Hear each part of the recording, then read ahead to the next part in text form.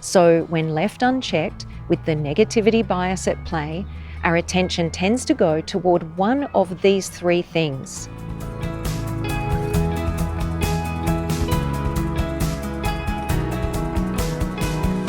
Hi, this is Kelly Hine.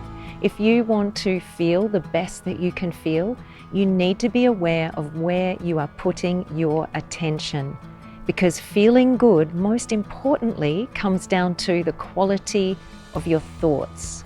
There are so many directions our minds can go in terms of what we put our attention on through the day. And your power comes from choosing. And when we're not consciously choosing what we put our attention on, the default tends to be toward the negativity bias. The negativity bias, as scientists have termed it, draws our attention towards the negative. It's all based in survival, and even though we may not be in any danger now, it's our conditioning, and it's all fear-based thinking. So in this modern age, even though we may not be in physical danger, we're still scanning our environment for what we don't want, for what's not right. And this is where our attention tends to go if we're not consciously choosing. So when left unchecked, with the negativity bias at play, our attention tends to go toward one of these three things. 1, what we think we lack. 2, caught up in thoughts about wanting things to be different than they are. And 3, what is outside of our control.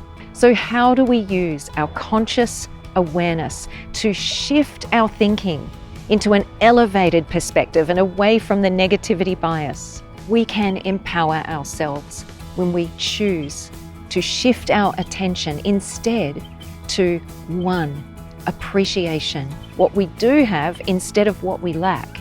2, being present and allowing what is instead of fighting against the way things are or being caught up in thoughts of past or future. And 3, on what is within your power to change instead of what is outside of your control. When you can put your attention on these 3 aspects, remembering that you do get to choose where your attention goes, then you are in your power. So remember, you are empowering yourself and can feel good when you consciously choose what you're giving your attention to. So let's go over those 3 again. 1, appreciation.